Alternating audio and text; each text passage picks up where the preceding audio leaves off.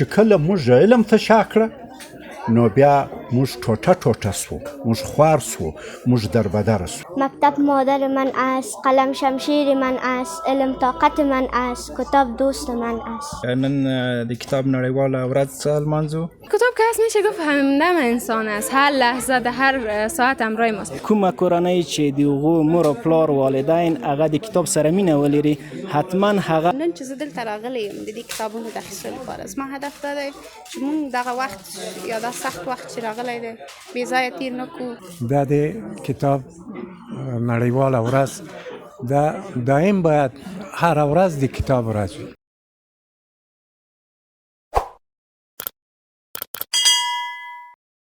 د اپریل 23مه د کتاب نړیواله ورځ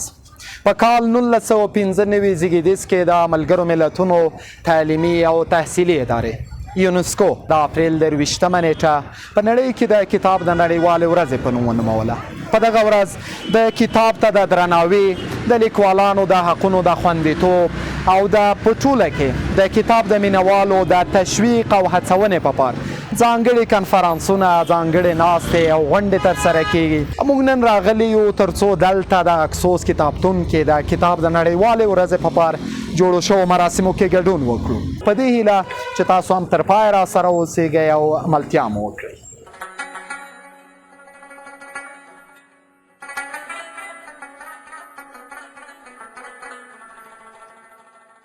کومه کورنۍ چې د هغو مور او پلار والدین هغه د کتاب سره مینه ولري حتما هغه اغیز اولادو ته هم انتقالیږي. او یاد جان میدو په خاطر واسطه چې لومړی خو ماشومان چې دي لږ به دلته فکر بدل شي او د همدغه وخت نه د سایکولوژیک اړخ کې وڅېړو انځور اخلي. اوس دی چې اوس مثلا دلته په کوم هغه فکر مار وستلی د ما خو ځانګړی فکر دی خدای چې په د کم سن کې دلته راشي د دغو شینه یو انځور اخلي او دا هغه انځور دی چې په راتلونکي کې که کورنۍ همکاري ورسره وکړو د تطبیق وړ ګرځي. لسم صنف و د مکتب کیسه به درته وکړم. زه د یو مکتب نه مې سپارچه بل مکتب ته واخیسته. دغلته په لسم صنف کې نو د ما څخه دومره جرأت نه و چې زه د سټیج مخې ته ولټېږم او هغلته وغږېږم. د محلي لیسو کې درته ښیم همدغه وخت او همدغه ځای د ما د تغییر نکته وه چې زه باید څه وکړم د راتلونکي دپاره.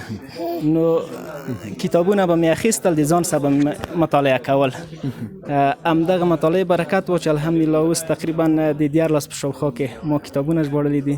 او 15 شاوخوا چاپ شوي دي.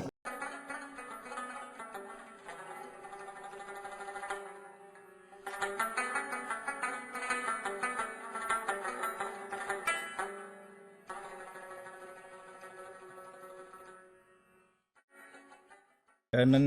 د کتاب نړیواله ورځ لمانځو. اکسوس کتابپلورنځی نږدې یوه لسیزه کې چې فعالیت پیل کړی دی او په دغه چټک فعالیت کې توانېدلی دی چې تر ډېر مهم کتابونه چاپ کړي چې هغه د ټولنې په رواني اړخ کې او همدارنګه د ټولنې د تاریخ پیژندنې او د خلکو د آګاهۍ په برخه کې مهم رول لوبولی دی او تر ډېره موږ په دې برخه کې ښه نتیجه اخیستې ده چې دا یو ښه بهیر ګرځېدلی دی او په دې سره ډېر کتابپلورنځي منځته راغلي دي او لیکوالي ورسره پراخه شوې ده او کومه سرمایه ګذاري چې پرې کېږي تر ډېره هغه ټوله په افغانستان کې کېږي. که هغه د کتاب لیکوالي ده، که ژباړه ده، که چاپ ده او تر ډېره د چاپ چارې چې نور کله په ګاونډیو هېوادو کې کېدلې موږ ډېر تمرکز په دې کړی دی چې باید دغه اقتصادي ګردش په خپل هېواد کې ترسره شي او دې ته باید ډېر کار وویل شي. بیا هم ځینې ستونزې شته دي خو هغې ته موږ تر ډېره مبارزه راسره کړې ده او په وروستي تحول سره تقریبا زموږ فعالیتونه نهایت ډېر وځپل شوله او بیرته اوس تقریبا د 2 کالو په پوره کېدو سره موږ توانېدلي چې خپل تېر حالت ته تقریبا 80 سلنه خپل فعالیت ور وګرځوو او دا د خوښۍ ځای دی او دا د خلکو ملاتړ دی. دا چې دا د کتاب مسله ډیره مهمه ده او په دې برخه کې باید نه تنها یوازې یو کتابپلورنځی ډېر څه نشي کولی، باید په دې برخه کې دولت ډېر مهم کار وکړي. حد اقل باید د کتابخانې او کتابتونونه چې دي دا باید د دولت په اساسي تشکیلاتو کې راشي، یو منل شوی تشکیل وي که هر اداره وي، وزارتخانه وي. حداقل موږ او تاسو باید مجهز کتابپلورنځي د ولسوالیو په سطحه ولرو چې په ډېره اسانۍ هر افغان هغو ته لاسرسی ولري او دا د ولسوالۍ حداقل یعنې د تشکیل یوه مهمه برخه وي. څو په دې برخه کې د دولت یوه مهمه مسؤلیت چې دی هغه یې ادا کړی وي او خلک وکولی شي په اسانۍ هغو ته لاسرسی پیدا کړي. د کلي عامه کتابتون له مشرتابه ښاغلي مجیب رحمان محمودي صاحب هم مننه چې د ماشومانو لپاره یې کتابونه او مجلې راته ډالۍ کړله، او د هیواد له یو بل لیکوال متشبث ښاغلي کمال الدین کاکړ صاحب هم مننه چې لسګونه ګټور کتابونه یې وړاندې کړله څو په وړیا ډول په دغه ورځ افغان لوستونکو ته وړاندې شي.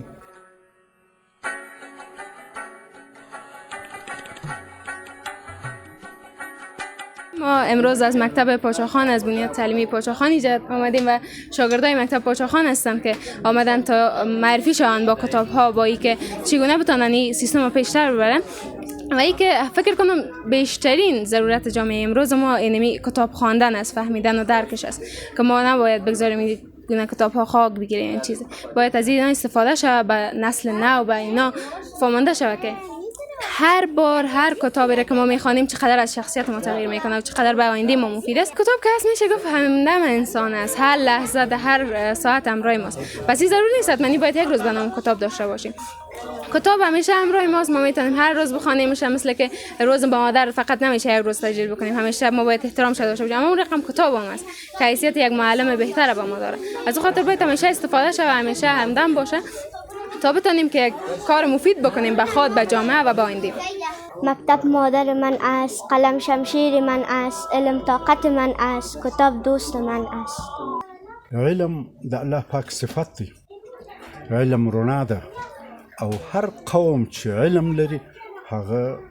پر دې دنیا باندې حکومت کوي. د هغو ژوند روښانه دی، د هغو ژوند سم دی. او آدم علیه السلام هم چې پر ملایکو پر ټولو نورو د برترۍ هغه کیفیت او لیاقت پیدا کړي، هغه په علم سره پیدا کړي ده، ځکه چې د هغه څه خلکو وښول چې هغه د نورو نه و زده. اسلام هم تر هر بل دین علم ته توجه کوي، د ځکه چې اولین آیت د علم دی او د الله پاک د قلم په تقدس باندې قسم خوړلی دی. زموږ په اسلامي تاریخ کې هغه وخت چې موږ علم ته توجه کول، موږ د دنیا د ټولې دنیا هغه د سر قوم وو. زموږ څخه به خلکو زده کول د علوم، موږ د غرب ته چې نن دي د هغو پایه موږ ایښې ده. خو چې کله موږ علم ته شا کړه نو بیا موږ ټوټه ټوټه سو، موږ خوار سو، موږ دربدره سو. او بیا چې موږ خوار سو نو نورو خلکو بیا راته وویل چې علم څه شي دی، علم څه کوو، د ځکه دوی پوهېده چې په دې علم به دوی بیرته راپورته کېږي، نو هغه یې په موږ په اذهانو کې وکوبئ. او داسې حالت و چې زه کله طالب العلم وم، په کلو کې اوسېدم، نو موږ یو وخت زموږ کلي ته یو حکومت یو اسکر خط راوړی، زموږ په ټول کلي کې د ملا په شمول دا خط چا نسوای ویلی، او که داسې اوس هم داسې ډېر کلي هم داسې وي. دا د یو ملک پر حال ډېر د افسوس ځای دی چې په هغه ملک کې یو څوک نه وي چې حتی خط ووایي. دا به خود نور خلک راځي چې وګوري چې دا قوم پسونه دي، دا به راځي موږ به خوري. یو وارې انګریز راغی، بیا راغی، بیا راغی، هر وارې را وګرځي وګوري چې دا پسونه دي، موږ یې خوړی سو، راسي موږ په وینو سرک کې ولاړ سي، بیا روس راسي، بیا امریکا راسي. تر څو چې موږ علم ته توجه نه کړو نو دا موږ به ګرد عمر په همداسې وینو لړلي یو او موږ به همدغه حال وي لکه داودي چې موږ ته دا پکار ده چې حکومتونه او ادارې ټول و دې ته متوجه سي چې علم ته توجه وکړي. زما په یاد دي زه ځوان وم او په ایران کې پاچا دا وکړي چې زه غواړم چې فرهنګي انقلاب راولم نو بیا یې وویل چې هر څوک چې ښه کتاب ترجمه کړي هغه زه مفت ورچاپوم او څه امتیاز هم ورکوم په زرو کتابونه هغوی وژباړل دا ځکه چې نوي کتابونه بکر خو جوړول او نوشته کول اسانه نه وه نو د دنیا را ژباړنې ته دا یو په هغو کې یو حرکت راوستی زه وایم چې دا ځوانان دي ښه کتابونه د دنیا را ترجمه کړي په دې لار کې د حکومت پیش قدمه سي داسې یو اداره دې ورته جوړه کړي چې کتاب د تشویق سبب سي او په دې سره زموږ ځوان نسل د 21مې پیړۍ سره مخ په وړاندې ولاړ سي او دغسې مجهز سي او د ملک په هره ساحه کې د ملک مخ ته بوځي او دغه تنده او دغه تشه چې دا اوس موجوده ده دغه ځوانانو ستاسو په برکت باندې دا تشه ډکه سي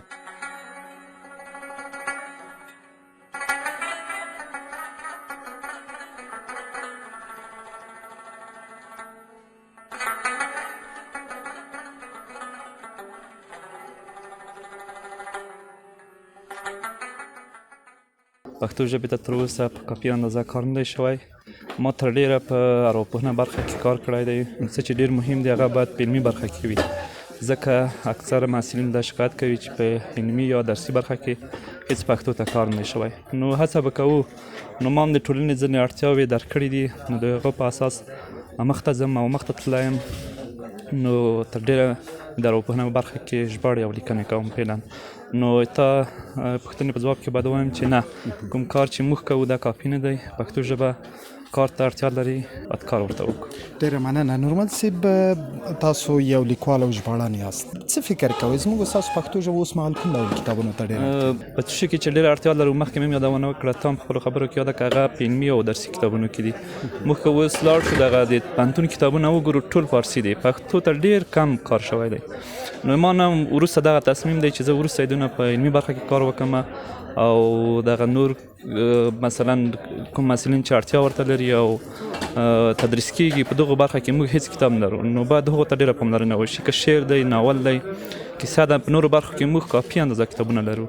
اوس ارواپوهنه کې زښته ډېر دی یعنې هغه کوو یې د اندازې زیات دی یعنې موږ زیاتي باید توجه دغو علمي برخې ته کړو ښه به وي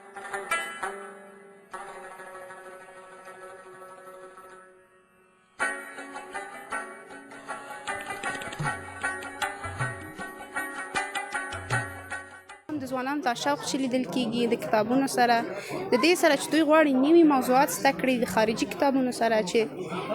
هغوی څه فکرونه لري د هغوی بیانیات څه دي دا کتابونه ولولي دا ډېر یو امید بخش خبره ده او زه هیله مند یم چې نور کتابتونونه هم داسې پروګرامونه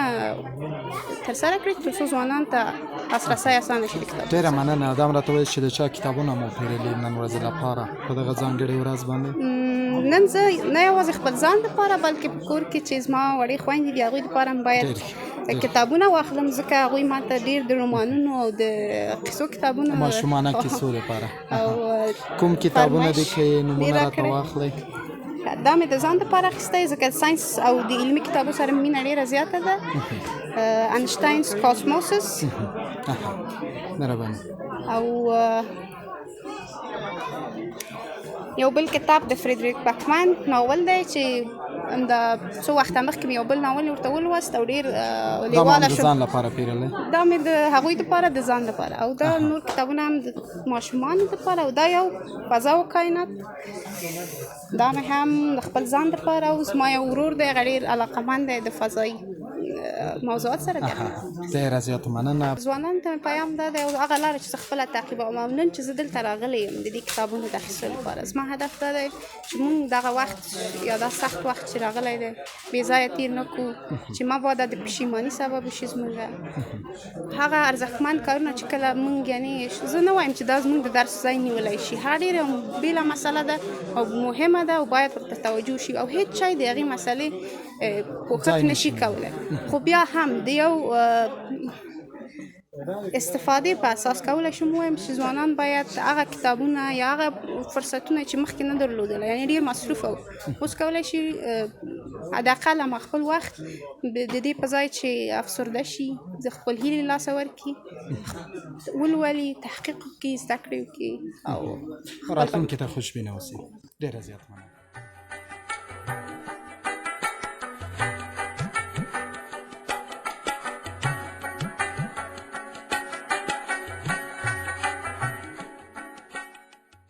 هغه څوک چې تل د شمع په شان باندې سوځېدلی، نورو ته یې رڼا ورکړې،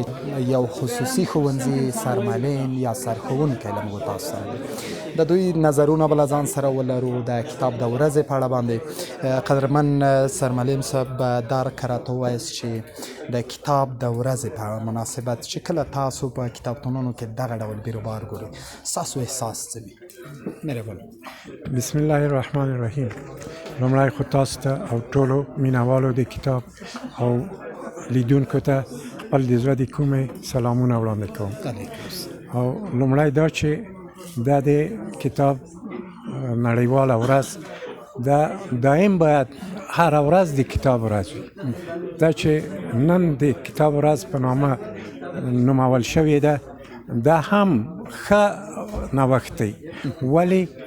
کله که موږ د کتاب موضوع وایو، کتاب هغه یو ملګری او دوست دی چې دایم باید زموږ ملګری وي، خصوصا د موږ د ځوانانو دپاره. نن چې زه 2 اکسوس کتابخانې ته راغلی یم، دا چې الحمدلله اکثریت ځوانان راغلي او د کتاب مینوال دي او دوی غواړي چې کتابونه ترلاسه کړه، دا ماته ډېر د خوشحالۍ ځای دی. او انشاءالله امیدوار یو چې آینده کې زموږ ځوانان دائما د کتاب یعنی دایمي یو دوست او ملګری وي او دغه نه د خپل د ژوند لپاره، د آینده لپاره، د آخرت لپاره د کتاب نه استفاده وکړي.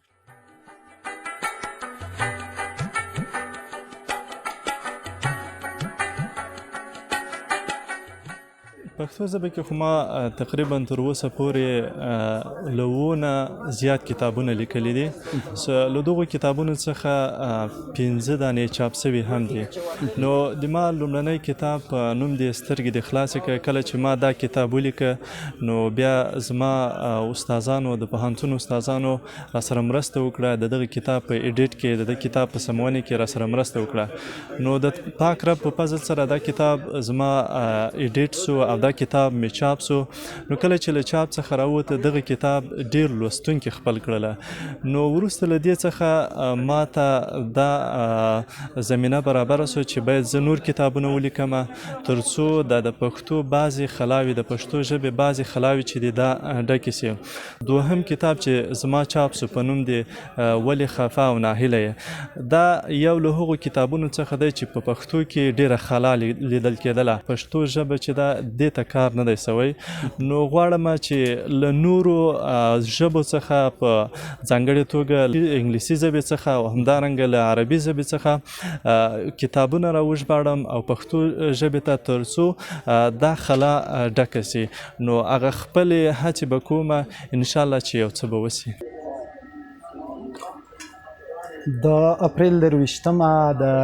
کتاب نړیواله ورځ. درنو لیدونکو،